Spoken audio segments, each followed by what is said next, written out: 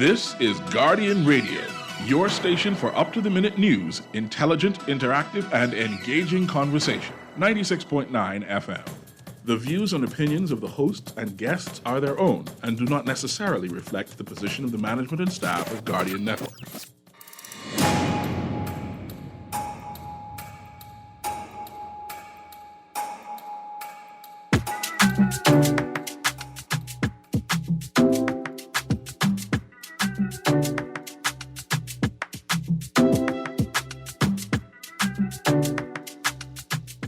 Good yawning this morning and welcome back to Guardian Radio 96.9 FM, your station for fresh news, smart talk all day. It is Monday, the 29th of November, 2021, and you are on the clock with Erin, Greene.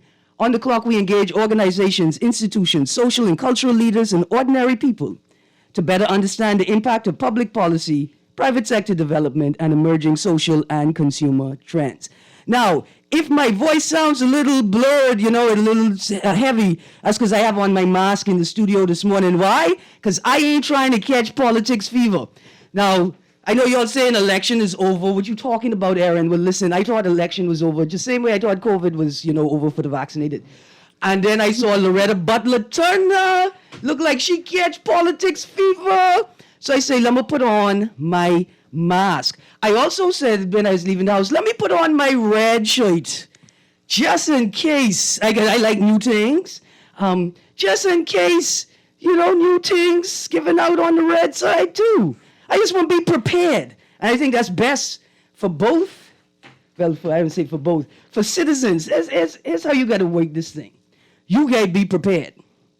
I can't stand seeing young men walking the road in slippers and socks. Flip-flop and socks. You know why? Because when the boy stop his truck to say, King, I just get one job, I need 10 by them quick to help me move this thing. You can't help them move the thing. You can't get the job. You can't make a quick move and make one good little $500 today and then make a connection with somebody. Because you ain't ready. You ready for picking up dust in the road. Dust and slippers. Right? So, to my dear Bahamian electorate, you gotta be ready. When that yellow bus or that red bus turns through your corner, you gotta be ready. So I have on my red shirt today. And Michael Pintard, I know you from Grand Bahama, but I have on my Adrian white shirt. So you know where I is. And I'm not singing. Because singing is far more melodious. It makes you smile. I am doing an LBT this morning. I have on my red shirt. Good morning, Bahamas. A more important note than that, if you are a Boyd or a Ferguson or any relation to the family, then you still have time to visit Dungulik Studios Art Gallery at number 20 Village Road to view before its closing Dwight Ferguson's Color Me Yellow art exhibition, which will be up until the 30th of November, 2021. And like I say, the descendants of Anthony Ferguson, you have to come out and see this show. I don't want to tell you what's in the show.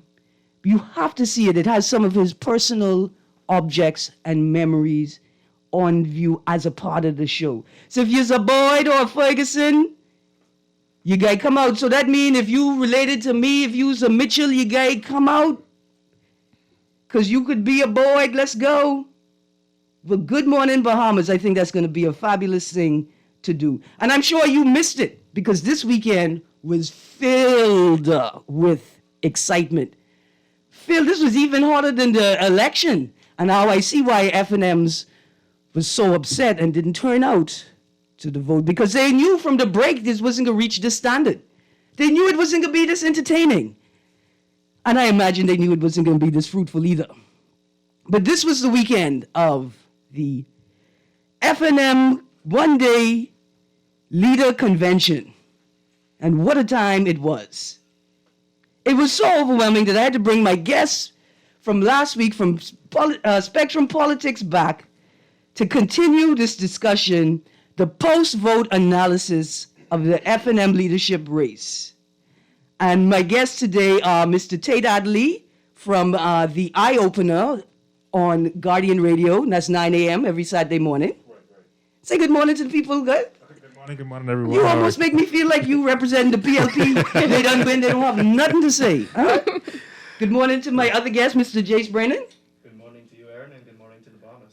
Good morning. And I see Mr. Bazard could not make it in this morning. If I knew he wasn't going to make it in, I would have put on my yellow shirt versus my red shirt. Got to balance it. Yeah, well, that's what I was, But now we have a wonderful replacement for Mr. Bazard this morning. I cannot complain at all. And her name is Miss Shelby Bow, and she is a member of the Torchbearers, right? Yes, ma'am. Absolutely. Introduce yourself to the people. Good day, Bahamas. Hello. Now, Miss Bow is not here today to listen to me critique the FNM.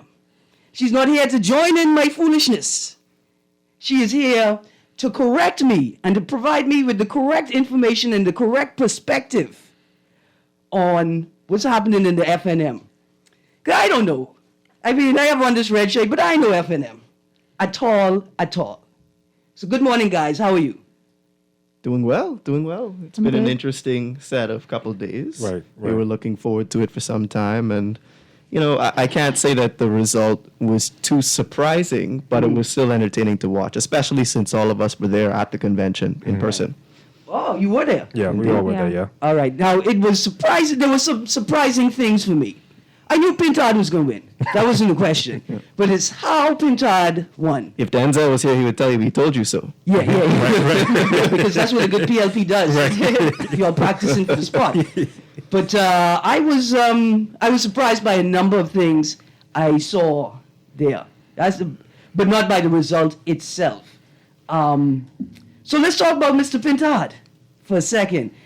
I am still kind of shocked that Mr. Election 2007, counted again man, is now the leader of the Free National Movement and about to be the leader of the opposition. Has he been sworn in as leader of the opposition As already? of 9:15. Yeah, this morning. Boy, that was quick, but I don't blame you, Pintard. I would not have given Minnis any opportunity to pull a LBT on me. Get it done right away. All right, okay. So I see we got a couple of calls and a couple of texts. I imagine people are excited to talk about this. If you want to join the conversation, you can text us at 422-GR96. That's 422-4796. And that's powered by BTC. Standard text rates apply. Or you could call us at 323-6232. That's 323-6232. Or 325-4316 or 325-4259. Boy, listen, when I first started the show, the first text I got every day, the first text would be from a faithful FNM supporter. And he'd text Ms. Greene, FNM, two straight. And after the election, he disappeared. That's why I'm so glad for this convention, because he is back. And he texted me this morning to say, Miss Greene, Pintard, FNM. So I want to ask you guys a question. What is it about Pintard that says FNM to you? Well, one thing I've learned about party politics in this country, right, is that if you were to be considered a good and faithful member of a party, you got to be willing to do the heavy lifting and do the dirty work. And I don't mean the mudslinging, but I just went and I took a look at past election results. Michael Pintard, for those who don't know, ran against Perry Christie in 1997. He lost. He ran against Brave Davis in 2007. In 2012, I believe it was. So you have a man here who, when the party asked him, we need you to try and take out the big guns, right? Everyone knew that those races would have been long shots, but he still said yes. He proved his loyalty, was appointed to the Senate several times. Now he's in the right place at the right time. He has the credit with the party. And when they needed a new leader, he stood. I wanted to make that still standing joke, but I know people have already been making it about that poem, but he was still standing. Yeah, but make it. That's why he wrote it, right? And that's I don't even know if it's irony, but that's the beauty of it, right? Come full circle.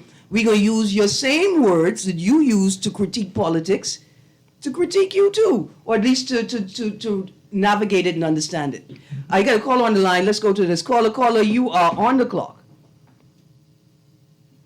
Good morning, caller. You there? No, we lost you. Arlington. Check the caller. Let's get to the next caller. Good morning, caller. You're on the clock. Oh man, I'm not sure what's going on.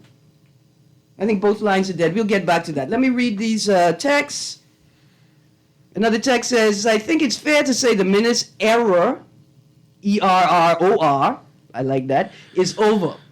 Minnis went to extremes to help his former Minister of Health.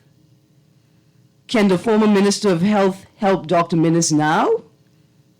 It only goes to show that favorites does not pay off in politics. We now want to see the chairman of the FNM gone. He is worthless in his capacity as chairman. Okay, I had a question about chairman, but let's get to the former part. You said something that was fascinating. Minnis went to extremes to help his former Minister of Health. Do you mean Mr. Dwayne Sands? That sounds more like Wells to me. I don't know. Can the former Minister of Health help Dr. Minnis now? Wells. Now, what do you... Anyway, I wish you had called in to say that, Texter, because I'm fascinated. But what do you mean, did he help him? Do you mean that accepting him into the fold and then promoting him above others despite the cloud of the LOI, letter of intent hanging over his head, was in some way helping him? Unless the question was not about Mr. Minnis, but former Prime Minister Ingram, who went to a lot of lengths to help out Dr. Dwayne Sands. And now that Dr. Dwayne Sands, who did endorse Pintard, is running for chairman, I guess the question could be, is Dr. Sands going to help Mr. Ingram, who is clearly back and happy to be back in the FNM? Now, there's an interesting discussion. We could get to Carl Culmer now. Carl Culmer talking about contemplating the running again for chairman. And then he gave a bit of commentary about the role of the chairman, right? And he said that people sort of misunderstand it, and it's not all about being in the media. And I think what you said just now, Jace, was fascinating, right? Because never ever would I have imagined anybody helping Ingram in the FNM. I only see Ingram as helping others to fulfill his own agenda, right? So what help is it that Sands could give Ingram? Except I agree with you because I see the chairman having a very important function in the party, and the chairman, in his capacity, can help to manage or control a leader of the party that is straying too far away from the party agenda, the party manifesto, or the party constitution, right? And so a lot of people are saying, you don't really need a strong chairman. I think you need a chairman who is as strong as your leader, right? And what I also think is important, that I think all the political parties miss, is you need a chairman that is as strong as your leader or stronger and not wanting to be in the House, right? You need to have somebody who is prepared to stand in and for the party. You know, it's so interesting that you make that point, and I'll definitely let Shelby talk about it, but we both had an experience with some on-the-side campaigning at the convention. Because, you know, if you're savvy to this political game, just because it was only an election for leader on Saturday, that doesn't mean you can't get a jump on your opponents if you're looking at deputy or chairman or all that stuff. Right. And I would be interested in Shelby's thoughts on what she noticed there. Your observations of the day. Because Pintard, we can talk about Pintard. There's lots to talk about, but one of the things that I critiqued is, why are we only voting for leader? Obviously, the chairman and the deputy leader had a part of the management of the party going into election. Mm-hmm. But what you're suggesting is that space was not free of other politicking.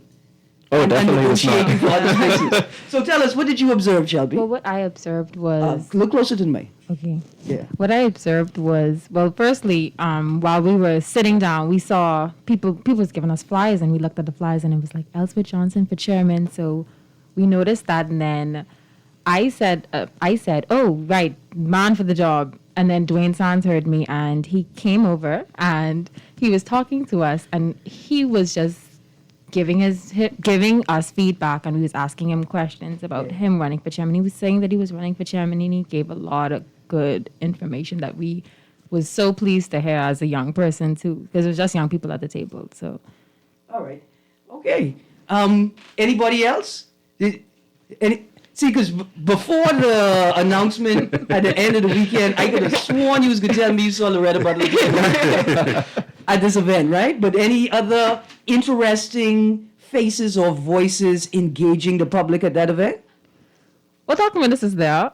We came, and he when he came, he was greeting everyone, talking to us. Jace cracked a little joke with him, and then he voted.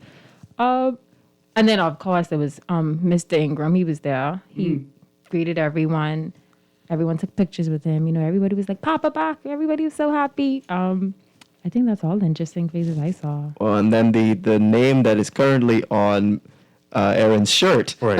we got to Lord. the convention site. And I'm not laughing because of the chances, but because it was so interesting how it happened. We saw an Adrian White tent that had gone up at the convention site. Amidst a sea of, Pintard, Iram Lewis, Kwesi Thompson, who is Adrian White running for leader? What's happening? Yeah. We then found out that he is planning to contest one of the positions at the next convention, and that was our first sign that, okay, even though this is a one-day convention about leader, there are other things and Right. factors going on. All right. Because, I'm interested in the politics of that, right? But I'm interested also in how this impacts governance. And I think one of the biggest questions that Pintard will be answering over the next 12 months is, how do you strike a balance between your work as MP, your work as party leader, and your work as leader of the royal opposition? I think that's going to be a massive task. Not just doing the work, but showing people that he's doing the work, and then add to that, ensuring that people understand that the work is getting done and what that looks like, right? You have to do all three of those things. And do you think he has the capacity to do it? I feel like of the three candidates, he's best suited for that. I think he has the capacity to do it with background in human resources development, a consultancy, an entrepreneur, a lecturer, right? I think that of the three, he is best suited to do that. What do you think?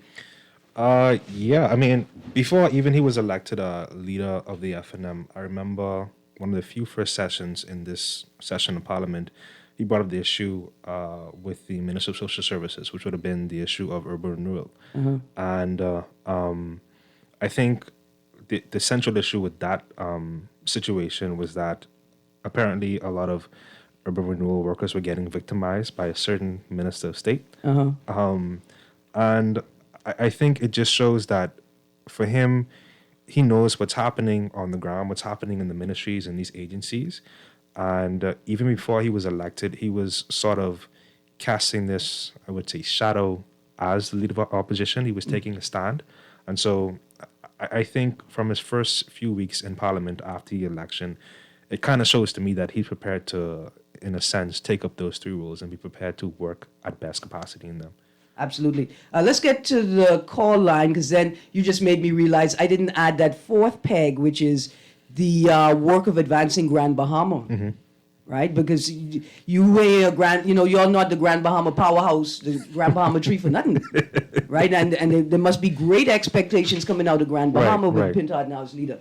But let's get to this call. Caller, you're on the clock. Good morning, Erin, Greene. How you doing? I'm good, thank you. How are you? I was wondering who's going to come to me today, and good morning to your panelists. Good morning. Good morning. Good Look morning. here, I got to ask you a quick question. You wearing red right now? I don't But mind. don't say that, I may hang up on you. Okay? Go on. What kind of red? I got red blood. That's okay. You good? You could wait with us. Okay, but no, I listen to the young people. I'm proud of them. And I also congratulate them on their new leader, Michael Pentard. One of the things he said that he gravitates not only from FNN, but he'll take new ideas, new initiative from our grouping. And I hope that still remains grouping, the human rights grouping, the disabled grouping, and all these grouping that make up voters. Yeah. And that's important. And I think that's an important key. Though I support the PLB, the consistency can change anytime based on who you want to run for your country. Yes. Because your country comes first. Absolutely. And so that's a key element. But I also want to congratulate my Loretta Turner. Yeah. Oh yeah, she was. Don't forget the butler. And, it makes sense when you add the butler. right, she was heavy. Oh, sorry, Loretta Turner butler. Yeah. No disrespect. Yeah. No. I only cracking you. But she's a heavy player in the FNM, and I'm sure they'll probably give her credit. Now she's back where she belongs, and the one and only PLB Erin Greene. All right. Congratulations to my folks in red. Thank you. If you need some little advice, tell your leader call me. You know how to get to me. Absolutely. Have a good day. You too. Thank you for the call. And their cousin Loretta Butler Turner, we only cracking joke. Good morning, caller. You're on the clock. Good morning, caller. You still there? I'm sorry that we missed you. Arlington, maybe we go to a break, and when we get back from the break, I got some more questions I want to ask these young people what they think Pintard's response to the Omicron ban would be. And then let's talk about who Pintard potentially wants for deputy leader. And if he'll ever have the chance to make that decision himself. Anyway, stay tuned to Guardian Radio 96.9 FM. You're on the clock with Erin Greene. We'll be right back.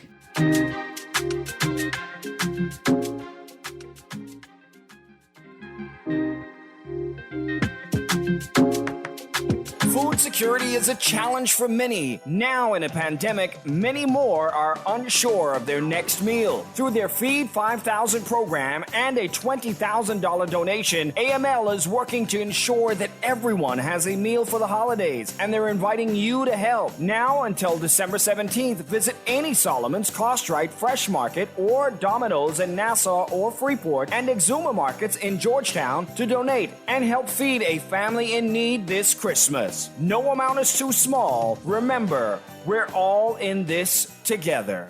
Always on the go? Missed the show? You can now listen to Guardian Radio talk shows anytime, anywhere on Spotify and YouTube by searching Guardian Radio 96.9 FM or by entering the name of your favorite show. You can also listen by logging on to GuardianTalkRadio.com and clicking on the podcast tab. Guardian Radio, continuing to provide you with fresh news and smart talk anywhere, anytime, all day. This is Guardian Radio 96.9 FM. Fresh news, smart talk, all day.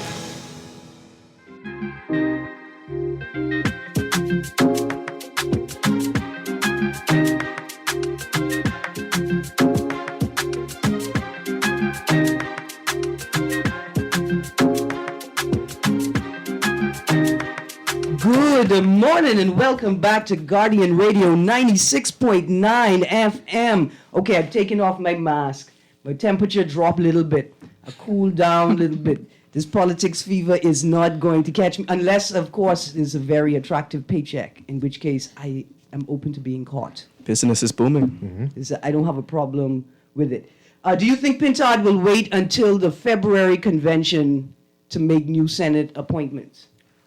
Well, we have 4 Senate spots open that would be up for appointments, and we have a lot of eligible candidates. It's hard to really say if he would move any. I love Maxine, so I'm gonna push for her.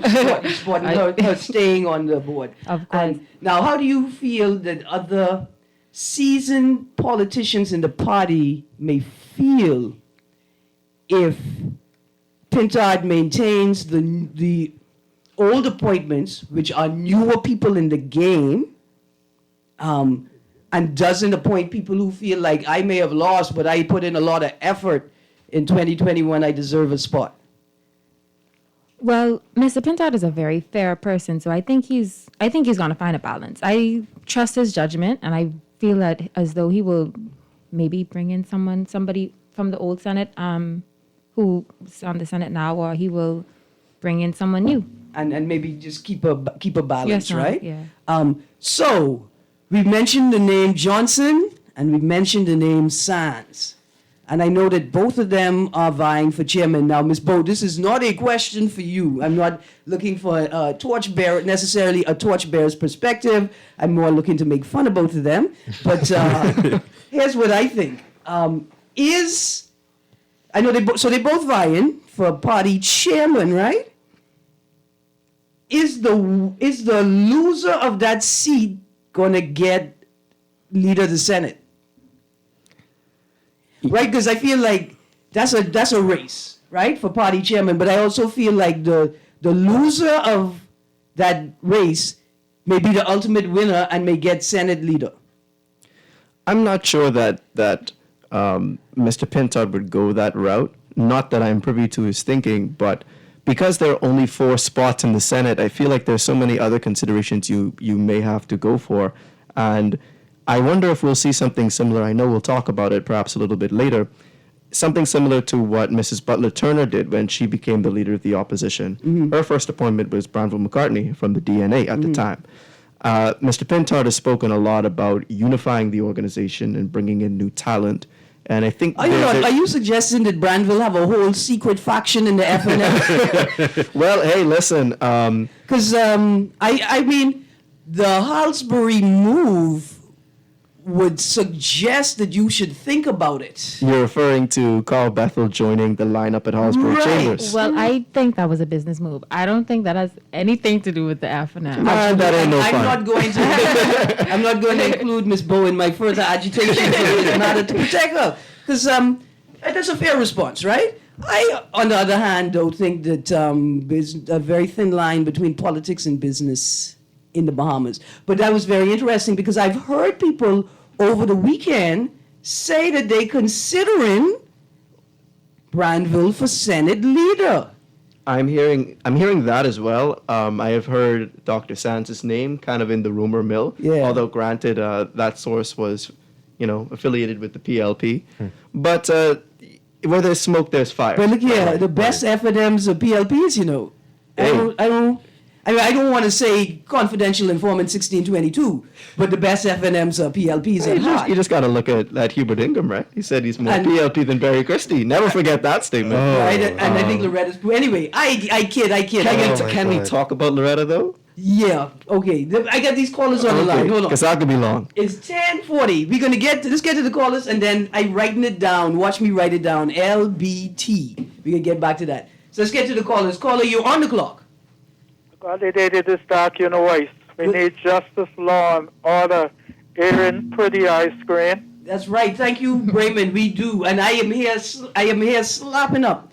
Okay. Now, okay. I have one question and about 2 comments. Okay. My question is pertaining to Mr. White 10. What was his objectivities? That's my question. Would you answer that for me first, please? Well, I think Mr. Brannon expressed it, that although White didn't declare which position he was running for, it appears as if he is preparing to be nominated for a position in the leadership of the party. I will say, caller, that I did hear one of the positions mentioned, but I did not speak with Mr. White. Our team didn't get an interview with him, so I didn't want to speak out of turn and then, announce something that may not be true. But I have heard that he is going to be running. So what was the objective for his 10th? To be pressed, what you mean? The same reason why Hiram Lewis risked getting pinched in the House of Assembly and tried to take on the Speaker of the House. Okay. Visibility. Okay, my 2 comments. All right, yeah, I got another call on the line. Okay. I'm sorry about that, Brayman. Yeah, and I've been ignoring them. Caller, you're on the clock. Good morning, Erin, Greene, and your guest. How do I sound? Good, you're very clear this morning. This is All right, thank you. I'm trying out a new tablet, so please forgive me. No problem. And I'm using BTC. A lot of them with my cell phone, but I'm trying to stuff out. Anyhow, getting back to Pintard. If now Sands won his job as a leader, would he trust Sands to win in 2026? Because if Sands helped him as chairman, it takes Sands another 10 years to be leader, and Papa wants Sands there. So Pintard is in a very funny position. In another 5 years, Sands may be running for prime minister. Trust and believe me, that. I got you. Look here. I got to go. I got another caller on the line. All I can tell you is I believe Dwayne Sands could be prime minister dead soon. But I practice Obia. So don't trust me. Morning caller, you're on the clock. Yes, good morning, Miss Greene, and how are you all doing? We're good, thank you, sir. How are you? Yeah, I have a little bit of information on Michael Pintard that I wish the public should know. Okay, pause. What type of information? Well, good information. Okay, good. Okay. Good could come out of Yellow Elder. Yeah, he's from Yellow Elder. Yeah, we don't believe that. We know that ain't no true. All good things come out of Yellow Elder. Well, he grew up in Yellow Elder. Okay. He went to public school, S.C. Matheson, and A.F. Adley. Okay, great. He went to public school. He was head boy. Mm-hmm. He was on the basketball team. He's a good athlete. Yes. In every way, and he's very intelligent. Yes. In those schools, he was the top of the class for those six years that I knew him. Absolutely. So they got the right man for the job, and congratulations, Michael, from your schoolmate, Ashley. Thank you. I hope you received that. I hope you heard that, Mr. Pintard. That's a great endorsement. That's the type of endorsement that politicians need, right? They want these highfalutin, we've been to the English. That's a real endorsement from the people. All right, we'll take one more call, and then I got to get to this LBT question, and then I have a question on the text line for you guests. Good morning, caller. You're on the clock. Good morning, Erin, Greene. How are you? Good, thank you. How are you? Wonderful. Great show as usual. Thank you. I just want to know if Michael Pintard is prepared for a Hubert Ingram ambush. Well, let me... What I'm talking about is that Dwayne Sands, he was very serious, and I think he still is. He still is pushing him to become leader of that party, but he haven't gotten his feet. Okay? Do we think that by 2026, Hubert Ingram is still going to support him? Well, listen, the real question is this. Is it an ambush if you know it coming? Well, he better prepare, because that's politics. Yeah. I would like to know how would he deal with it. But here it is. We are learning politically all of these men. Okay? Yes. We already know Hubert Ingram, though. You know, and Dwayne Sands, well, we're learning him. So here it is, Mr. Pintard. Ah, boy. What you got in your armor? Okay? Yes, sir. Thanks for letting me share. Thank you so much. But listen, because I don't know the guys, I send them some notes, and one of the questions on my notes was HAI's post-vote statement a show of support or of control, or am I getting it all wrong? Is this just good politics? But we're tired talking about these Huberts. Like I tell you, there's a nursery out here growing Hubert Alexanders. There's a Hubert Alexander Chipman. There's a Hubert, he was a Hack, H-A-C. There's a Hubert Alexander Minnis. There's a Ham, H-A-M. And there's a Hubert Alexander Ingram, and it's we ain't talk about Loretta Butler Turner now. So, Jace, you in particular wanted to talk about Loretta. I thought I definitely practice in Obia because we talk about her on the radio, and presto bingo, she's in the office of the Prime Minister, next to the press secretary, talking big things. But what's so exciting about Loretta? What's exciting about it to me is that it's either a signal of one of two things, maybe both at the same time. It's a signal that our politics could be maturing, that despite the fact that Loretta Butler Turner comes from a Free National Movement background, candidate several times, former leader of the opposition, you name it, right? Former cabinet minister. You have her being appointed by a different party administration to do the people's business. That's a really good thing. And it could also be a signal that one of the more prominent voices that has been associated, I don't want to say affiliated at the risk of offending Shelby, associated with the FNM, maybe switching sides to another political organization. She was asked that question and said that, to the extent to which that she can help fulfill this New Day agenda, that would represent, a change in political alignment. And that is really, really interesting to me. Loretta Butler Turner has been spoken about very highly in certain circles as someone who still has the potential of being prime minister one day. So for someone of that level to, potentially switch sides, even if she's not switching sides, but just doing work for another party, I think that's exciting news. Because I think the important nuance to note is it's not switching sides. She already switched sides. She already left FNM. Yeah, she's not been a part of the FNM for some years now. And ran as an independent under the logo of Starfish. I don't know if as an independent she already created a party. She had created a party with that logo. But I say, when y'all see it, call me, give me my money. I see Sands and Butler Turner under that same Starfish logo. Oh boy. In the not too distant future. That's what I see. You don't have to jump up all at one time. It's like y'all jumping up to go pay your electricity bill or something. So I was rushing. But for me, I was upset that I didn't hear or see anything from Loretta over the last 4.5 years. But that's not just because it's Loretta or because it's a woman. A lot of that is I get upset when politicians disappear. All right. In the same way that politicians say, well, we're in opposition, so what can we do? So you try and tell me you can't organize a long-term 2-year program, temporary housing, but you could convince me to vote for you to run the country. I will say that she walked a very fine line, and in my opinion did it rather effectively, because she could have easily been accused of being bitter anytime she said something that would have been perceived as negative to the Minnis administration. Of course, she ran twice against him and was not successful. So I think she did stay out of it, but probably being aware of what persons would say if she was too critical.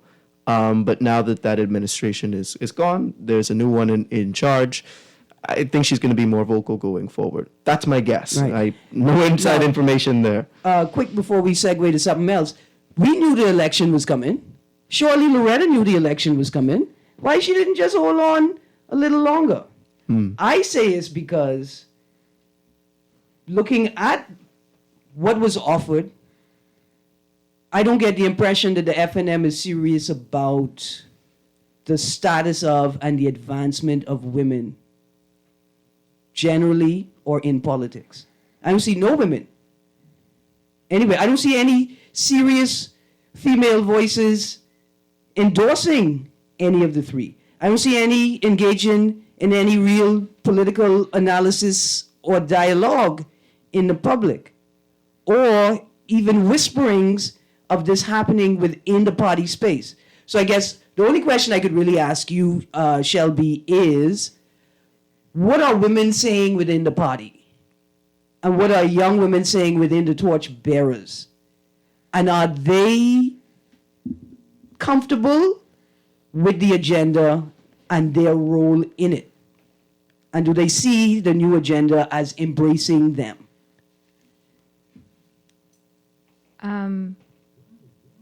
A lot of women within the FNM. Yeah. No, we talk just how they feel about the leader and how they feel about the new party, right? How they feel about the new party. Because I would have imagined, look here, I would have said Loretta and Pintard. I would have been ready to support a Butler Turner and Pintard.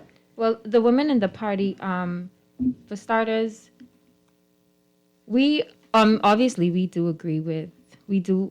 Pintard and his views, obviously, because he had a lot of the votes. Yeah.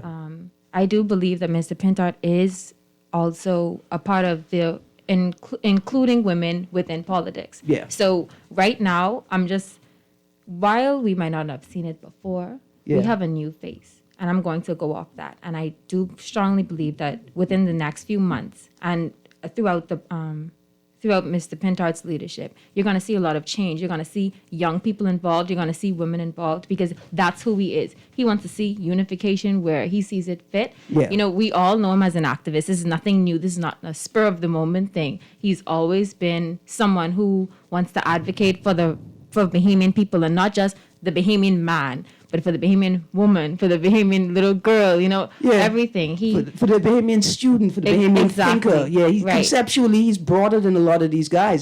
And I want to apologize. I feel like maybe I put you on the spot a little bit. No, you did because it. I dissing up some FNM just now. No. What I want to say is I like what you said, and I wonder if Ellsworth Johnson understands now, juxtaposed to Pintard, right? That this role of the people's man.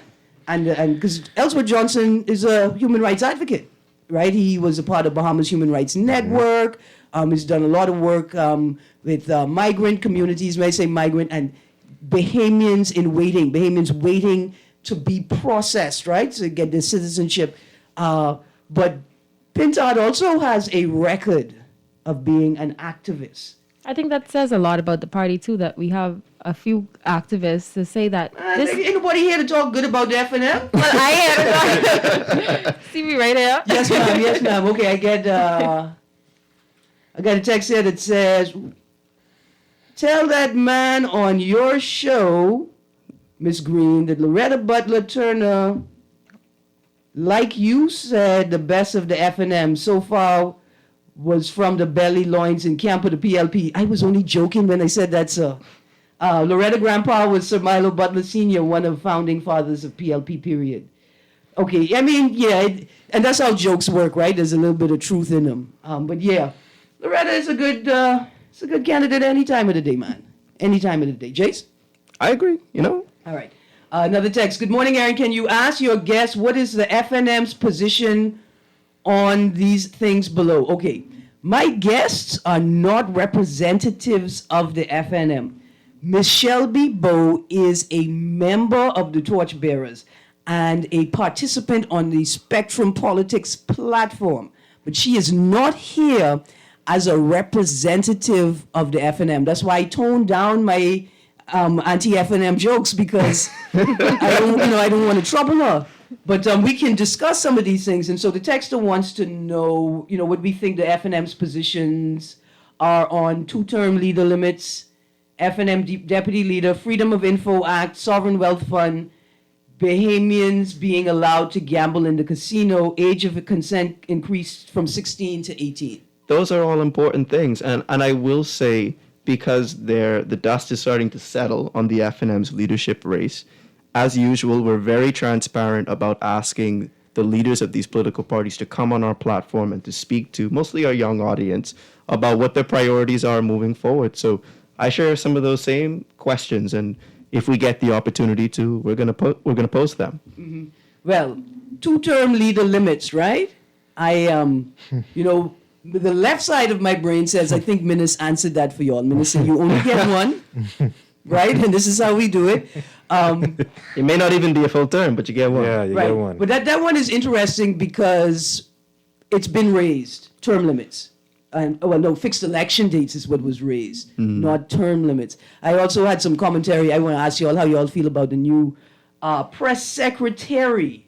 Bahamians being allowed to gamble in the casino. Now, I think Pintard had a public position on that before. I think I need to pull that up before we answer that question. An age of consent increased from 16 to 18. Now, that's an important issue for young people, right? I think that's an important youth agenda question. I'm less interested in how Pintard feels personally, right?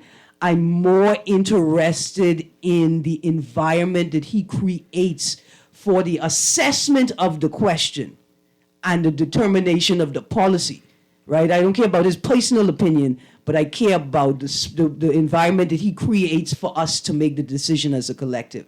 What do you think are some priority issues for the FNM in the first 30 days, first 2 months?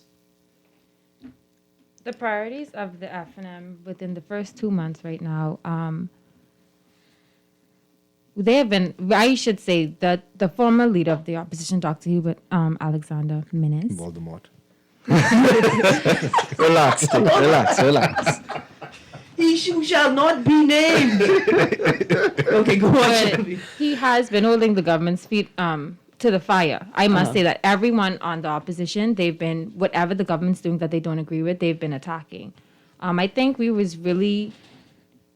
the FNM as a party, we were really gearing up to see, well, who will be the new leader? Yeah. And now that we have Mr. Pintard, he has a lot of things that he wants to not only change within the party, well, let me not say change, rebrand and rebuild within the party. And you will see these things nationally as well. Like I said, he is an activist, so you're going to see a lot of positive things that he will be doing that obviously as a party we will be once we agree with it, we will be supporting it. So I know Pintard is a big agriculture policy guy, right? He's focused on that over the last 4.5 years. But I think the one thing that the party in opposition can focus on is a national issue, is a Grand Bahama issue, is an issue that impacts all MPs, right? Is the housing crisis, the state of houselessness and homelessness in Grand Bahama in particular as a result of numerous repetitive storms and the inability to improve or rebuild the infrastructure, both physical and economic, right? Mm-hmm.